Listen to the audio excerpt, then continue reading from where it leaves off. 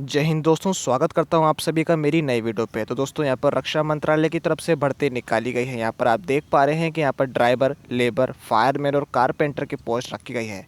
Last date आप देख सकते हैं कि 11 जून तक इसके आवेदन फॉर्म भरे जाएंगे और यहाँ पर योग्यता केवल 10वीं पास रखी गई है। एप्लीकेशन फॉर्म फीस बिल्कुल फ्री है SC ST कैंडिडेट्स के लिए। तो दोस्तों इस वैकेंसी से जुड़ी हुई सारी जानकारी पाने के लिए आप वीडियो को अंत तक देखिएगा और इस वैकेंसी का जो नोटिफिकेशन का लिंक है मैं डिस्क्रिप्शन में डाल दिया है, वहाँ से जाकर उसका नोटिफिकेशन को भी चेकआउट कर पाएंगे। ये हम नोटिफिकेशन पे आ चुके हैं। जैसा कि आप देख पा रहे हैं, government of India, ministry of defence, HQ northern command recruitment. और यहाँ से आप क्वालिफिकेशन भी देख सकते हो। यहाँ पर सारी पोस्ट के बारे में आपको जानकारी दी गई है। सबसे पहले बात करते हैं सिविलियन मोटर ड्राइवर की। तो यहाँ से आप सैलरी भी देख सकते हैं, 19,900 से लेकर 45,700 तक आपको मंथली सैलरी दी जाएगी। यहाँ पर आयु सीमा 18 वर्ष से लेकर 27 वर्ष तक रखी गई है।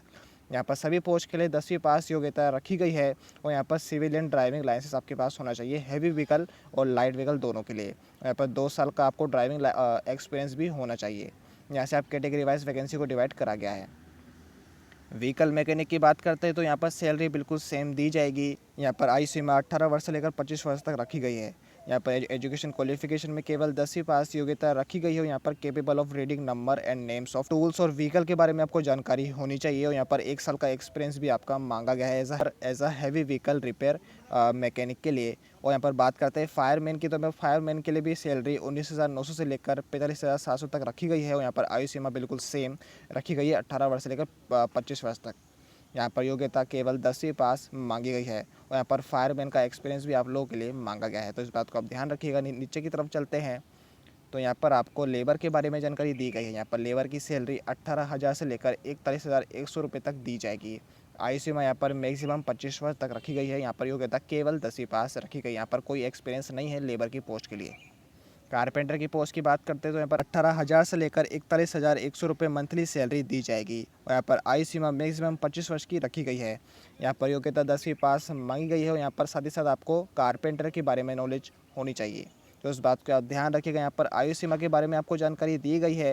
यहाँ पर कैटेगरी वाइज आयु सीमा को डिवाइड करा गया है। जैसा कि आप देख पा रहे हैं, मैंने आपको आयु सीमा के बारे में ऊपर जानकारी दे दी है। मैं आपको बता देता हूँ कि यहाँ पर OBC वालों को 3 वर्ष की छूट दी जाएगी। यहाँ पर SC ST कैंडिडेट्स के लिए 5 वर्ष की छूट दी गई है आयु सीमा में।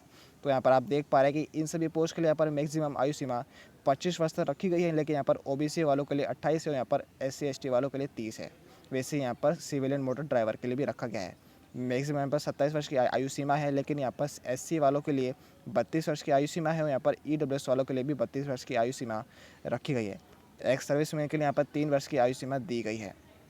आगे चलते हैं तो यहाँ पर आपको सिलेक्शन प्रोसेस के बारे में जानकारी दी गई है। यहाँ पर फिजिकल, प्रैक्टिकल और रिटन टेस्ट के थ्रू आपका सिलेक्शन किया जाएगा और यहाँ पर आपको नोट दिया गया है कि यदि आपको फिजिकल टेस्ट के दौरान कोई भी चोट लगती है तो ये आपकी जिम्मेदारी है। यहाँ पर डिपार्टमेंट इसका रेस्पॉन्सिबल नहीं होगा।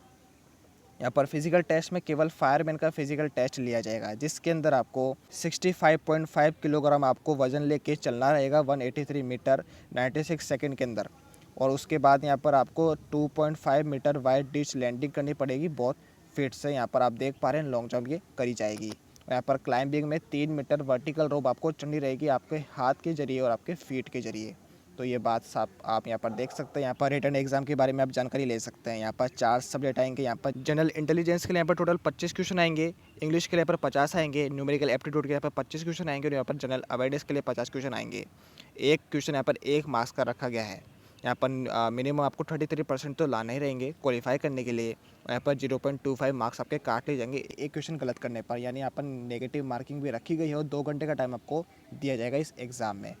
और नीचे की तरफ से चलेंगे तो यहाँ पर आपको जानकारी दी गई कि एप्लीकेशन फॉर्म को कैसे फिल करना है। यहाँ पर ऑफलाइन फॉर्म के जरिए आप इसको आवेदन कर सकते हैं। यहाँ पर एजुकेशन क्वालिफिकेशन का सर्टिफिकेट आपका मांगा गया है, कास्ट सर्टिफिकेट आपको देना रहेगा जेरोक्स, और यहाँ पर डिस्चार्ज सर्टिफिकेट भी मांगा गया है फॉर एक्स सर्विसमैन के लिए। यहाँ पर बर्थ सर्टिफिकेट भी मांगा गया है और ड्राइवर की पोस्ट के लिए यहाँ पर heavy motor vehicle driving licence आपके पास होना चाहिए, डोमिकल सर्टिफिकेट भी होना चाहिए और आधार कार्ड भी यहाँ पर मांगा गया है। इन सब की जेरोक्स आपको ऑफलाइन फॉर्म को फिल करने के बाद उसके साथ अटैच करनी रहेगी। यहाँ पर स्पीड पोस्ट या फिर इंडियन पोस्टों के थ्रू यहाँ पर ऊपर की तरफ आपको एड्रेस दिया गया है। इस एड्रेस पे आपको इस फॉर्म को भेजना रहेगा। और यहाँ पर आप देख पा रहे हैं कि यहाँ पर नीचे की तरफ आपको ऑफलाइन फॉर्म दिया गया है। इस फॉर्म को आपको पूरा फिल करना है और यहाँ पर आपका पासपोर्ट साइज फ़ोटो लगेगा और इस फॉर्म को फिल करने के बाद आपको डॉक्यूमेंट की ज़रूरत के साथ इस फॉर्म को आप भेजना रहेगा इंडियन पोस्टल या फिर स्पीड पोस्ट के थ्रू। तो दोस्तों ये रही सारी जानकारी। यदि आपको वीडियो अच्छी लगे तो प्लीज़ लाइक सब्सक्राइब कर दीजिएगा। मैं ऐसे ही रोज़ का स्टूडेंट अपडेट्स आप लोगों के लिए लाता रहता हूँ। Thank you.